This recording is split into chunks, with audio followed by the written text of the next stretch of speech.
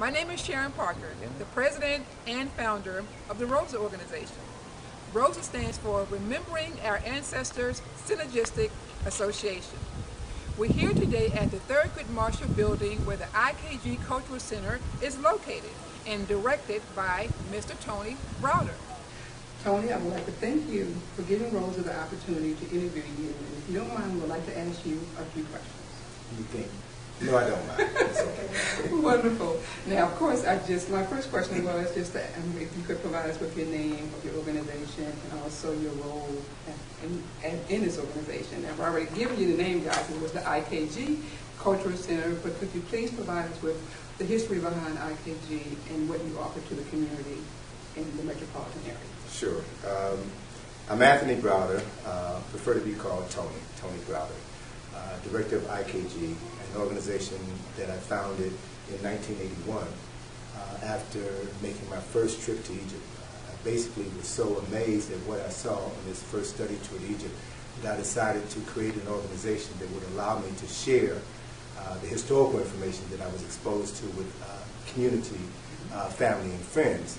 And so IKG was the vehicle to which I began doing lectures, seminars, and that has expanded to my doing field trips of Washington, D.C. to Egypt, one of the Potomac field trips, which we've been doing since 1986, and we've been doing annual study tours to Egypt since 1987. I also have authored a number of books. And at our cultural center, which is located in the Thurgood Marshall Center, 1816 12th Street Northwest, we offer a number of lectures, monthly seminars, Wisdom Wednesday, the third Wednesday of each month, and host other activities. And it's a pleasure for you to be here and conduct this interview. Thank you so very much. And you jumped into two of my questions, which was how long have the organization been in existence, and also what motivated you to start the organization. So I'll ask this question. What do you want youth and adults to get out of your organization? Well, the idea is to know yourself. IKG stands for Information, Knowledge, and Growth. The idea being that once you learn and then applying that knowledge in our lives, we then can determine where we're going to go in a future that we design.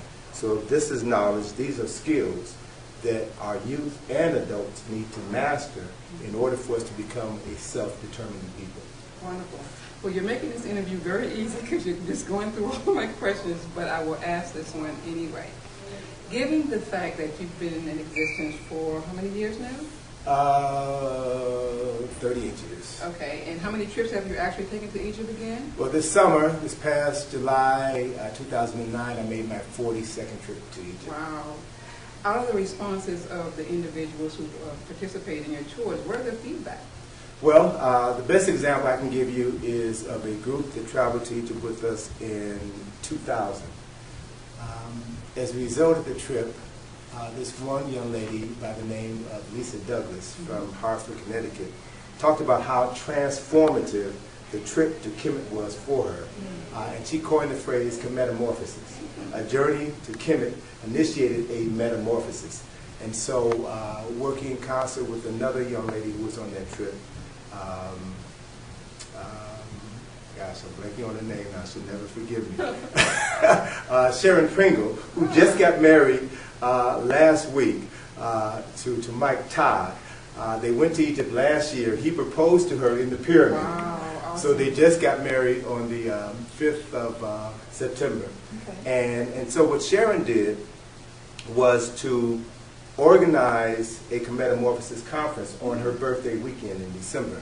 It was held at Howard University because her friends and family members couldn't understand her dramatic shift in consciousness after she returned from that trip.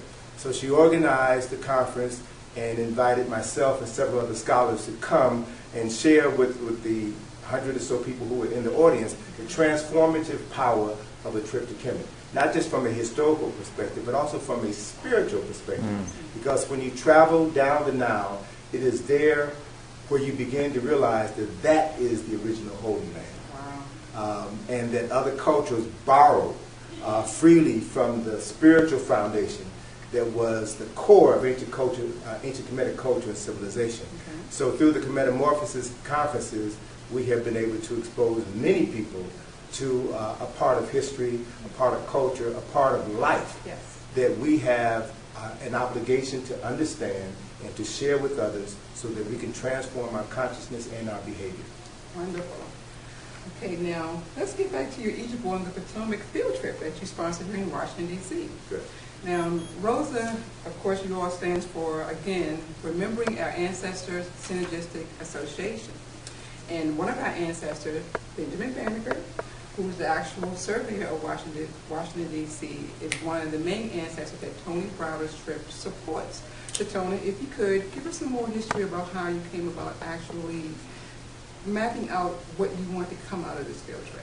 Okay, sure. And I appreciate you using the term and concept ancestors and incorporating it into the name of your organization, because unfortunately, because many of our people don't know our history, we're afraid of this concept of ancestorship.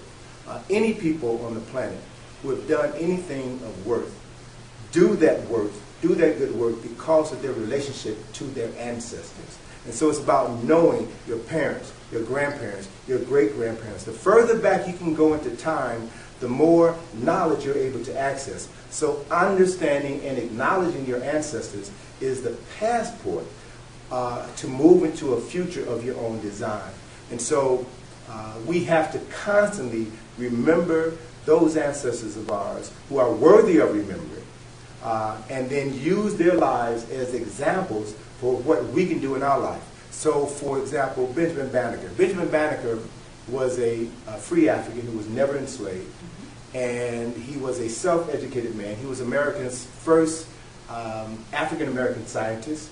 He built the first clock made in America of all American-made parts. So we're talking about the early 18th century. Okay.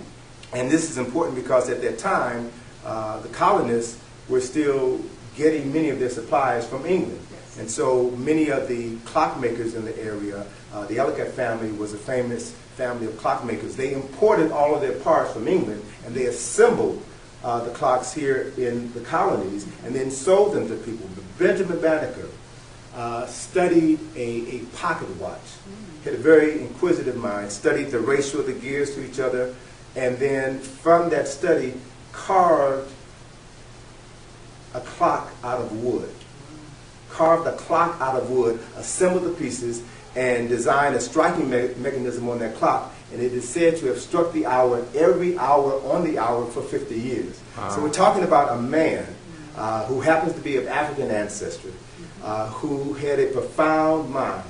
Benjamin Banneker was also an astronomer. Benjamin Banneker was a naturalist. He studied the 17-year cycle of the cicadas and was the first person in American history to record the 17-year cycle of the cicadas. So because of his keen intellect, when the idea for the creation of a capital for this new nation was bantered around by the founding fathers, Thomas Jefferson, who was overseeing the commission to lay out the design of this new capital city, knew of Benjamin Banneker. Now, exactly how he knew of him, I'm still working to find out those details, but he recommended Benjamin Banneker to be a part of the project that was surveying the 10-mile square that was to become the capital of the United States of America. Okay. So we're talking 1791, at a point in time in U.S. history when 99.9% of all people of African ancestry were enslaved.